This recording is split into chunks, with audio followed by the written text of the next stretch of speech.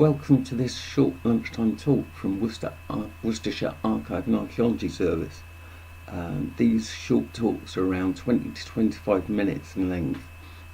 We broadcast them live, and you can add questions into the chat on YouTube, but we're also recording them, so they will be available later.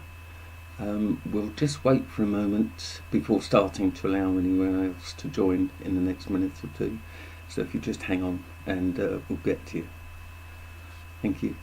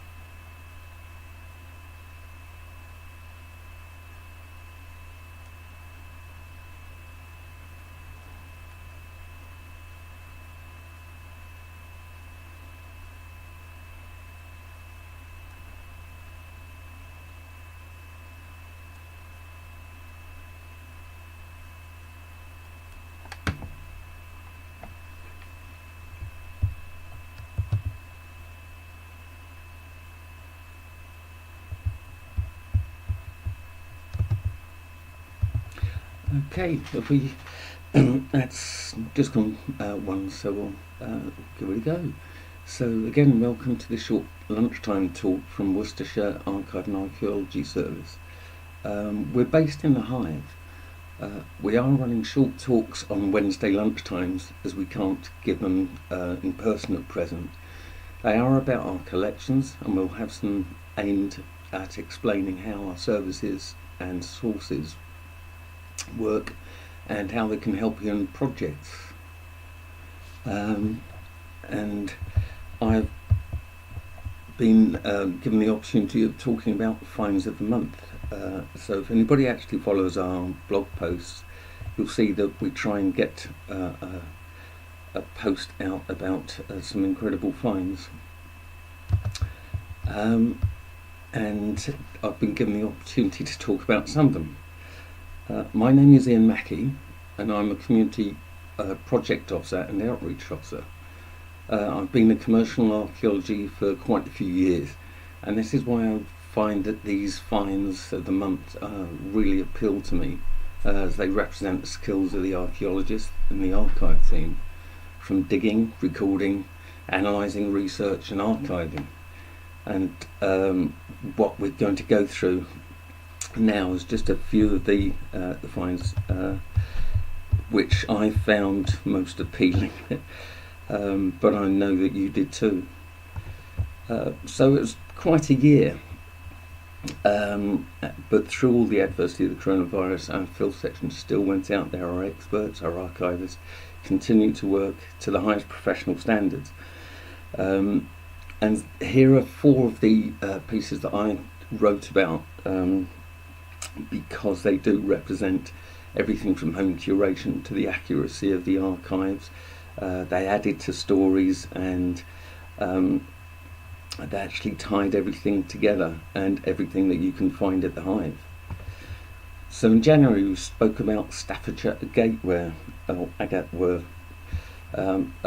gloriously coloured piece of pottery that's found while working on site near the Worcestershire porcelain factory. In March we found spark plugs, and again around the porcelain factory. Now that may seem a strange connection, but we'll come on to that. In April we had the corn exchange tokens. Now they are actually home curated, which means that one of our members of the public actually found them and brought them to the attention of one of our archaeologists, and they did some incredible research, and it opened up a massive story of how Worcester was so brave. May was about a tiny Roman coin, and they're not as common as you may imagine, but we'll come on to that. So first of all, we'll start with the gateway. 3 shards were actually found, and as you can see, they've got beautifully vivid colours and a heavy glaze.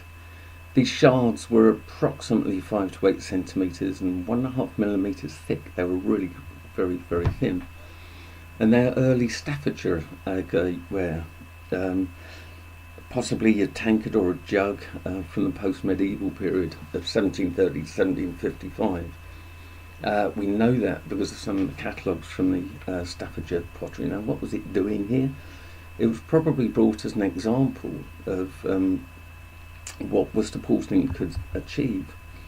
And as you can see, these wonderful colours really shine through. They really were very bright and vivid and almost Art Nouveau. And as you can see here, they're very thin laminates of pottery, which anybody that has done pottery will know that's really difficult to achieve. It's a bit like folding pastry. If you get it wrong, it just breaks. But as each layer was put over, the colouring was added in powder form, because that avoided the blistering while firing it, and that was applied to separate pieces of clay, and it was folded and moulded into layers. So to actually form the pottery was one thing, but to actually get the colours and maintain them was even more remarkable. Now the spark plugs. This was kind of an unusual find, as you can imagine, when we were working on Worcester Porcelain Factory, but it tells a World War II story about a tiny component that we all take for granted. Now, as you can see, there were quite a collection, and most of them were Pacey or Firestone. Firestone, people may remember, as were involved in Grand Prix cars, etc. The ones we found, there are 18 millimetres to 22 millimetres in diameter, and they were tiny, but of course they were used for all sorts of military things. So something as small as that would keep trucks, planes, supply lorries going, etc. And then they developed this Pacey Aluminox. Now, Aluminox is aluminium oxide, and this actually led to developments of the piezoelectric. So you'll find them in cigarette lighters,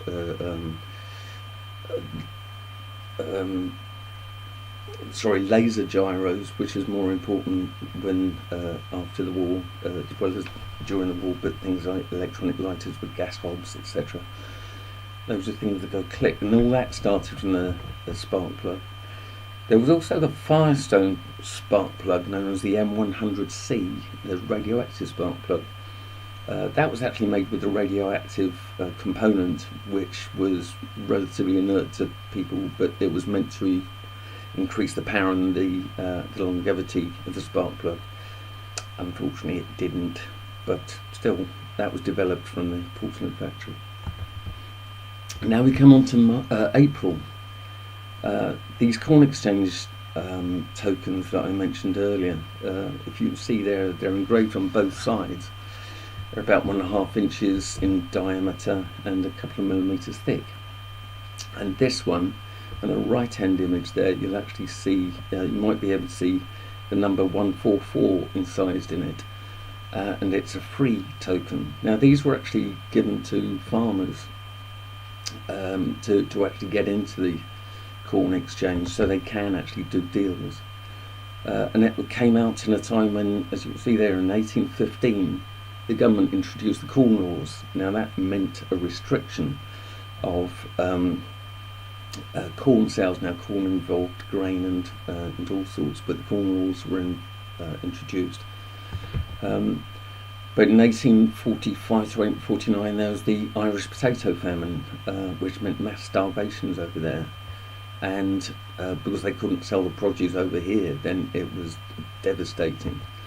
And there were pressures from corn law repeal groups, and some of which were started in Worcester, and they were really quite avidly into repealing the Corn Laws so that there could be a more open market for everybody involved. In 1846 they succeeded and the Corn Laws were repealed, but during that time 2 corn exchanges were built. One was in the Corn Market, and the more popular one, and the stone one there that you can see, was built in 1848.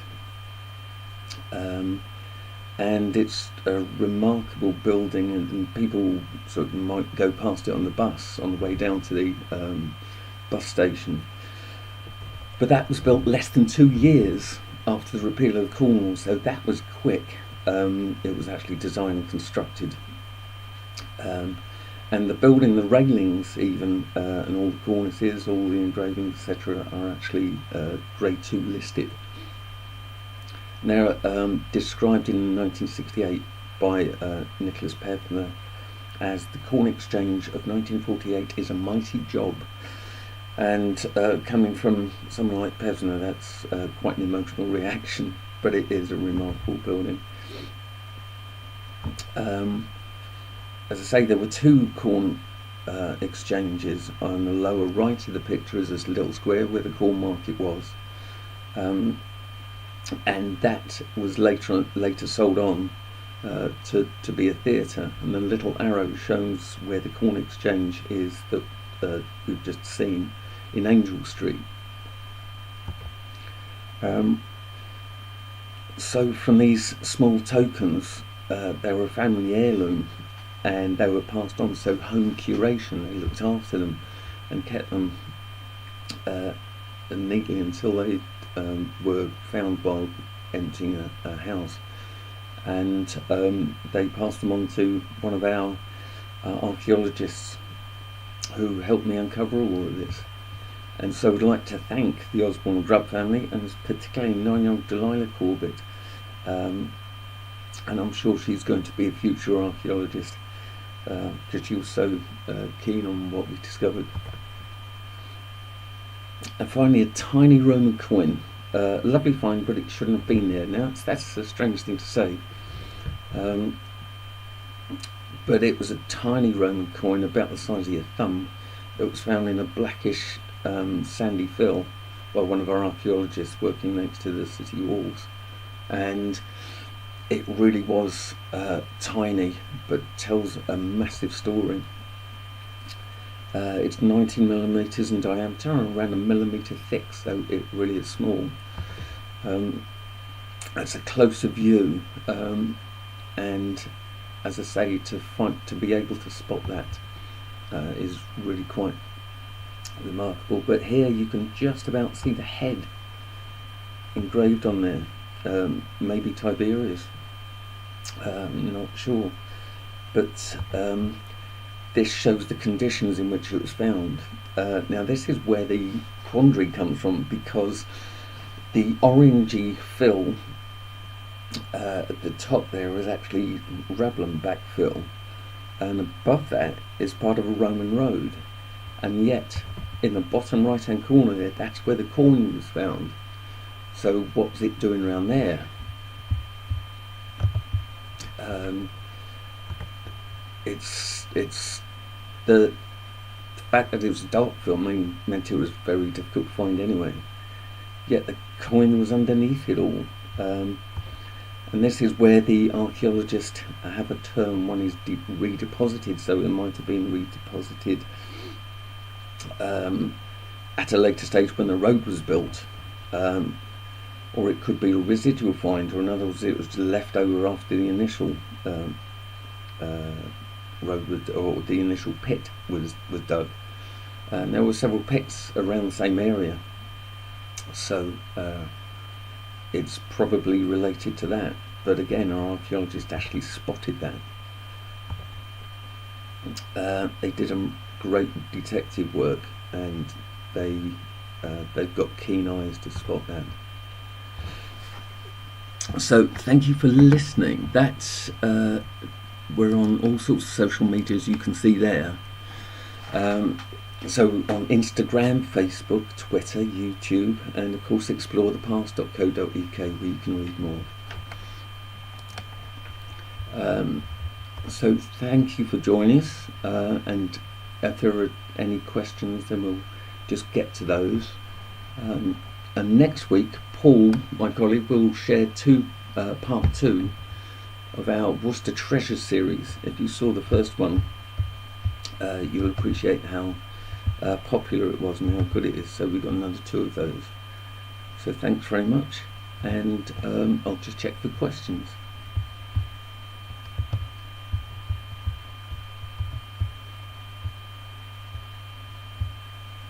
Nothing so far.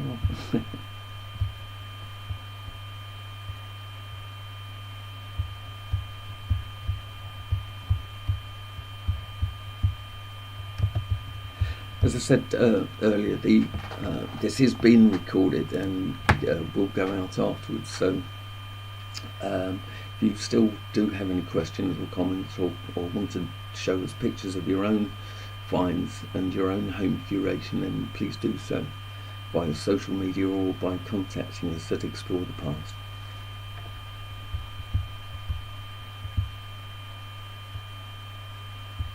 Okay, thank you very much, and look forward to seeing you next week. Bye.